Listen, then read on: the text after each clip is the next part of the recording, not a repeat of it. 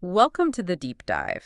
Today, we're doing something really practical. We're taking a trip to the supermarket. Ah, the supermarket, yes. A place pretty much everyone visits, right? Mm. Regularly. Exactly. And it's this universal experience, but the language we use there, it often just flies under the radar. hmm Even though it's actually pretty crucial for feeling confident, for just having natural interactions. That's really our mission today in this deep dive, to sort of navigate that everyday linguistic landscape. We're drawing from our main source, Supermarket English, your essential shopping guide. Yeah, it's a great guide. Really practical. We want to pull out the most useful words, the phrases, the real life examples, kind of a shortcut, really. A shortcut to feeling comfortable, whether you're just popping in for milk or doing the big weekly shop. So I guess the question is, why the supermarket? It seems so ordinary. Well, precisely because it's ordinary. It's universal. And getting a handle on its specific language, that actually opens up a whole new level of confidence for just, daily life. It's more than just finding the bread aisle. Okay, let's unpack that then. What's truly insightful from the guide is how just a few key terms can, well, make you feel more in control straight away. Absolutely. It's not about rote memorization, is it? It's about understanding how these words work Yeah. right there in the store, their immediate use. That's spot on. And the guide starts right at the basics, doesn't it? Just navigating the place itself. Mm-hmm. We're talking the obvious ones, supermarket, maybe grocery store. Yeah, depending on where you are. And then getting more specific, like aisle, that's, the long corridor where you find stuff. Right, where they group the products. And within those aisles, you've got the shelf or shelves, Yeah, if there's more than one. That's where the actual items sit. exactly. And then you've got your choice of, well, container for your shopping. Yeah, you grab a basket if you're just getting a few bits. Or the bigger trolley. Or, as many in North America say, a cart for the bigger haul. Right. And the beauty of these terms, as the guide shows with examples, is how they ground you immediately. How so? Well, think about it. I go to the supermarket every Saturday morning. That sets a routine. It's relatable. Okay. Then you can find the cereal in aisle 5. Suddenly it's practical. It's a direction. Uh-huh. And the pastas is on the top shelf. Gets even more precise. Right, narrowing it down. Yeah. And whether you say, I grabbed a basket because I didn't need much, or I filled my trolley with fruits and vegetables, these simple sentences show exactly how useful this vocabulary is right from the get-go. Okay, so that's navigating. But here's where, for me, it gets really interesting. Moving beyond just where things are. To how you actually talk about getting them. Exactly, like taking a culinary tour through the different parts of the store. Mm-hmm. The specialized areas. You walk into the produce section, all the fresh fruit and veg. Often smells quite earthy, doesn't it? It does. Or you follow that amazing smell to the bakery section. Ah, yes, dangerous place. Ah, very tempting. But this is where you start actually interacting more, you see. Okay. You might hear someone say, I always start my shopping in the produce section. That shows a strategy, a common approach. Right. Or maybe linking it to the senses, like you said. The smell from the bakery section is amazing. But it's also about the transactions, isn't it? Absolutely. The deli counter, great example. That's where they have cheeses, cooked meats. Stuff they slice for you. Exactly. So you need to be able to ask, can I get 200 grams of cheddar cheese from the deli? It's precise. Yeah, not just some cheese. Right. Or at the butcher or meat counter, you might need to say, I asked the butcher for some chicken breast. Specifying the cut. Yes. Or maybe asking about availability. They have fresh salmon in the seafood section. Hmm. These phrases are all about making those real interactions happen smoothly. Okay, so you found the section, maybe even asked for something specific, but then you need to describe the product itself, right? Because just finding the apples isn't enough. Are they fresh? Are they ripe? This is such a crucial layer. The guide points out adjectives like fresh, obviously important, frozen, organic. These are common labels. Mm-hmm. But it's the more specific ones that are really helpful day to day, like ripe and unripe, essential for fruit and veg. Nobody wants a hard avocado. Definitely not. And of course, expired. The guide really stresses this. Always check the date so you don't buy expired food. It's basic food safety, really. Makes sense. These words, they're not just descriptions, they're like little quality checks we do constantly. And what about sounding a bit more, natural when describing things, beyond just functional? Good point. You can use words like tasty or delicious. You see a cake and think, wow, this looks delicious. Or the opposite for bread that's seen better days. Stale, exactly. Ah, And textures and flavors come in too. Crunchy cereal, creamy yogurt, spicy sauce, or maybe juicy fruit.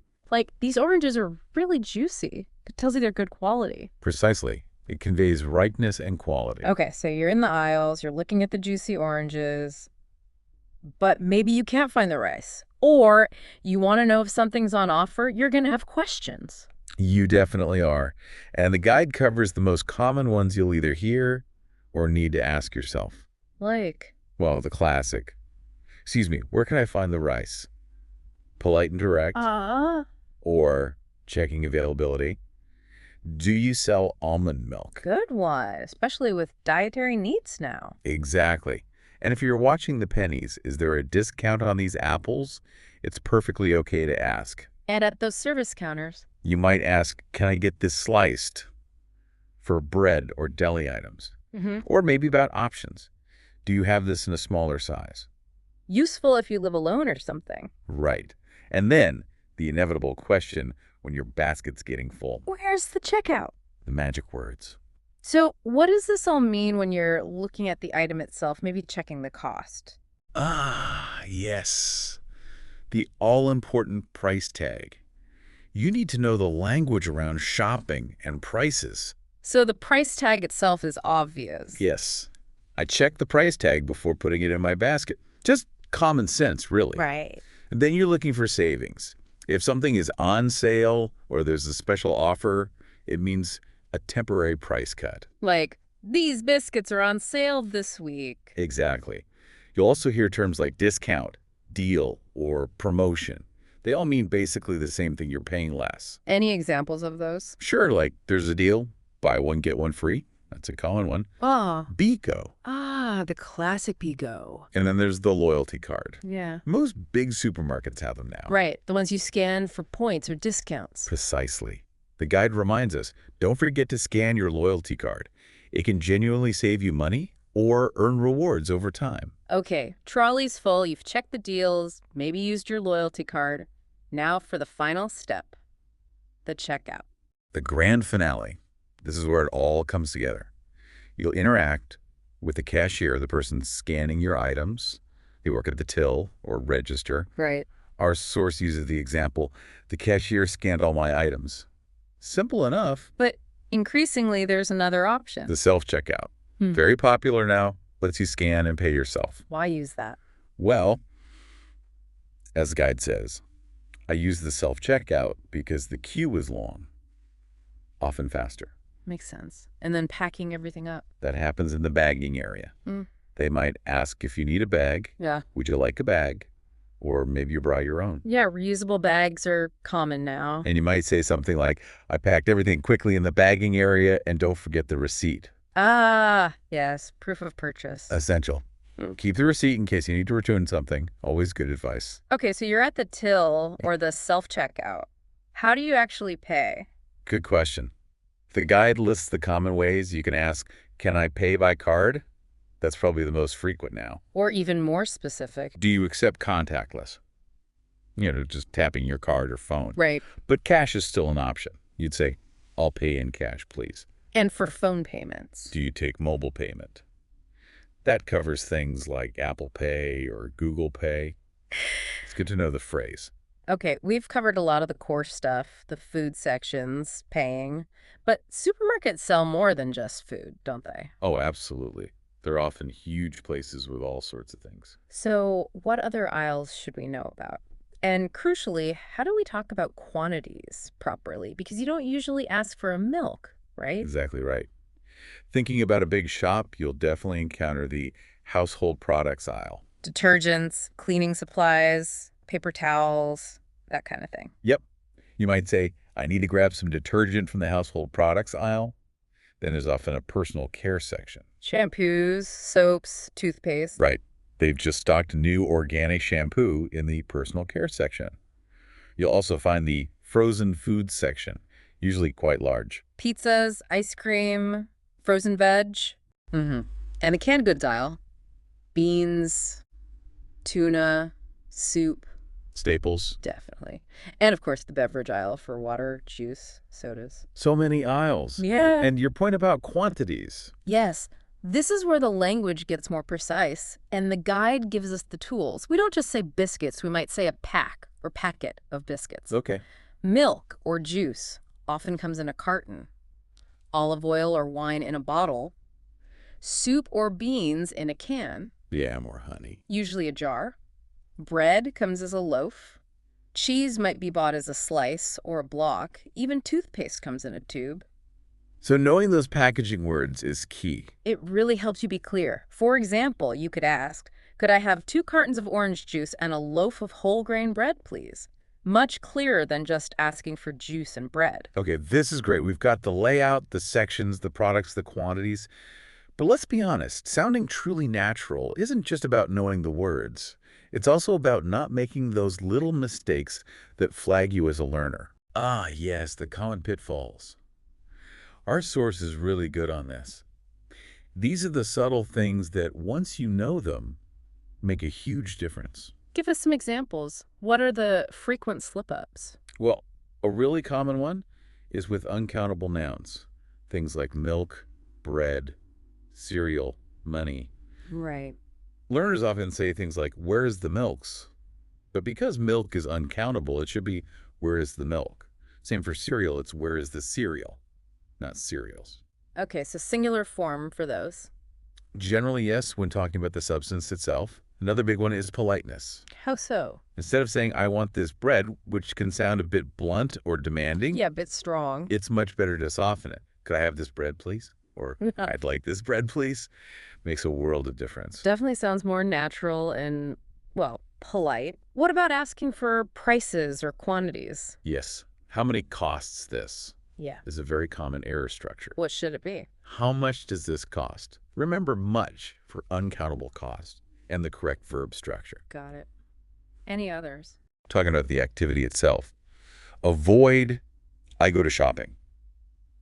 The correct phrase is simply, I go shopping. That too sneaks in wrongly. It does.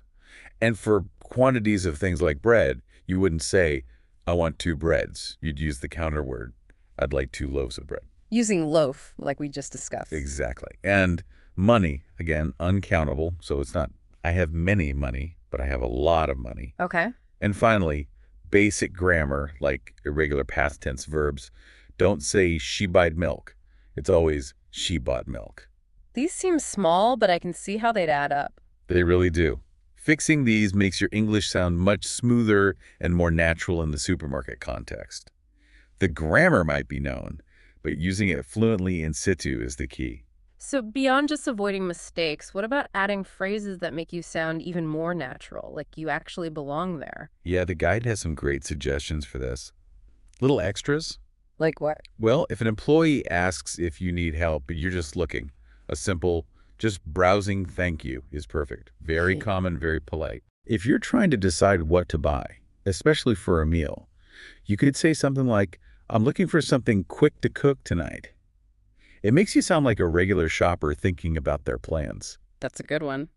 What about actually asking for help? Instead of just pointing, use, could you help me find, followed by the item.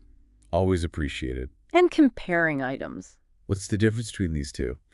Shows you're engaged and considering your options. Right. Not just grabbing the first thing you see. And with so many dietary needs now, asking, do you know if this is gluten-free or lactose-free or vegan or whatever, is totally normal and shows you know how to navigate those specifics. These definitely add a layer of fluency, don't they? They demonstrate confidence and a more natural command of the language in that specific setting. Okay, this covers the typical shopping trip really well. But what about things that happen outside the usual find item, pay for item loop, like returns, or just stating what you like, or even calling the store beforehand?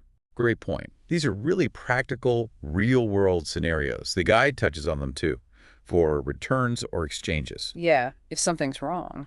You'd need phrases like, could I return this? I still have the receipt. The receipt is usually key. Yeah. Or if something was faulty, this was damaged when I opened it, or maybe it's the wrong thing. Can I exchange this for a different size or Mm. a different flavor, perhaps? Okay, that seems clear. What about just expressing what you prefer? Yeah, we do this all the time. You might say, I prefer organic eggs, or maybe I'd rather get the smaller pack. It shows choice. Uh-huh. You could even show you're changing your mind or trying something new. Huh. I usually go for whole milk, but today I'll try skimmed. Or I'm thinking of trying this brand instead. Makes the interaction more personal. Exactly. And calling the store, also very useful sometimes. What would you ask? Things like checking stock. Hi, you have gluten-free pasta in stock? Saves you a wasted trip. Or asking about hours. Could you tell me your opening hours today? Or specifics.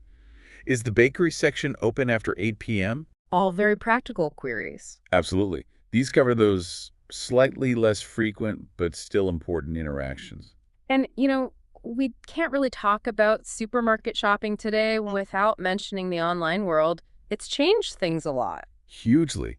So many people get groceries online now. What specific terms come up there? Well, the main ones are delivery, obviously having the groceries brought to your house. Like, they have free delivery for orders over $50. Exactly. Or there's pickup, sometimes called click and collect.